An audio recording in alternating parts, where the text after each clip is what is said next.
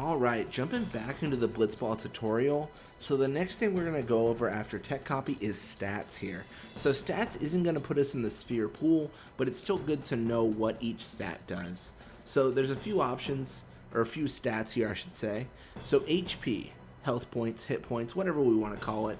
So it's spent when carrying the ball, it's spent when shooting and passing, and it recovers when moving without the ball. Pass and shoot are halved when HP is too low.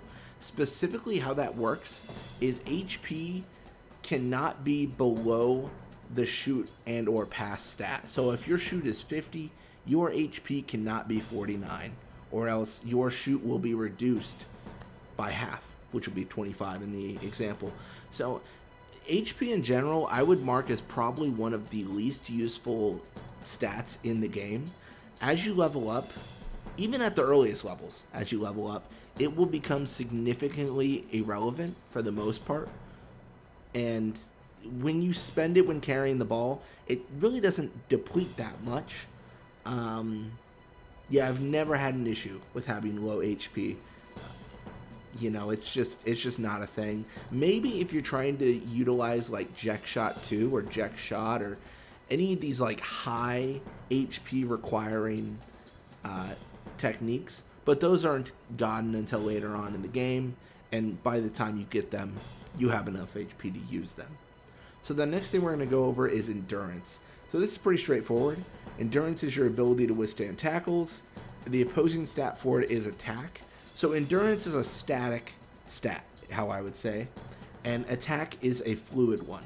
So if I have like 20 endurance and then the opponent has 10 attack, endurance is my bank. That 10 attack can reduce 5 of my endurance to 15. It's a 50 to 150% effectiveness rate. Pass. So passing accuracy, higher pass enables longer passes, opposing stat is block. Generally speaking, this opposing stat is going to point to like fluid stats. So pass is kind of a static thing, right? So if my pass is 30 and opponent's block is, we'll just use 10 again, the block is what gets rotated on 50 to 150% effectiveness. So it could block 5 of my pass, it could block 15, and then when my pass gets reduced to like 15 or 20 or 17 or whatever, right, it will then start decreasing as it approaches the opponent, the person I'm passing to. So shoot. Shoot works a lot like pass. So it requires higher shooting skill to make goals. Higher shoot enables longer shots. And then opposing stats are block and catch. A shoot has kind of it's kind of got a double downer in that block is a 50 to 150% effectiveness, and then the catch in addition is also 50 to 150% effectiveness.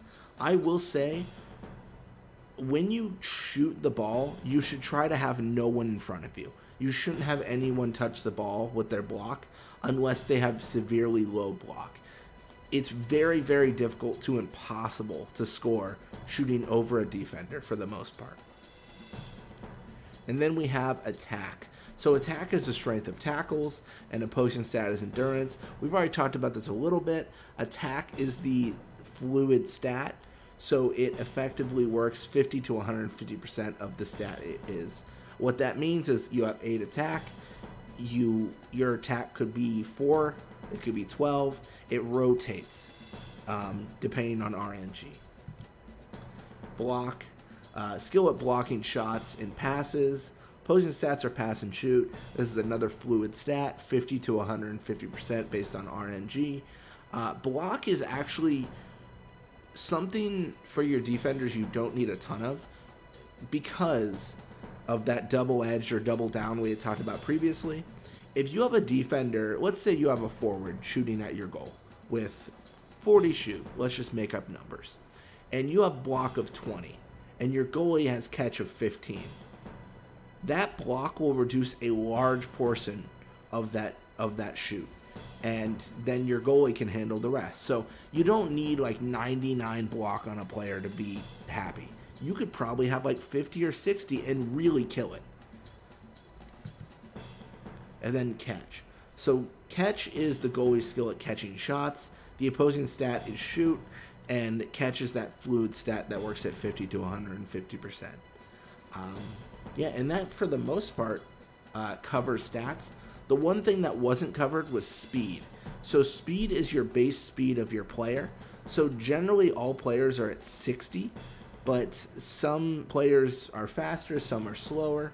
There's no real poor like effect from having a fast player or anything like that. So generally the fastest player is the best player, because in terms of stats, speed is really, really hard to contend with when you use manual mode. Generally, if you can just avoid all the players, you can just win the game. It's why Brother, or one of the reasons why Brother is considered one of the best early game players to just win. But yeah, so that's going to cover stats for today. Any questions or anything, please put them down below. I can definitely answer some questions, and then I'll see you guys next time.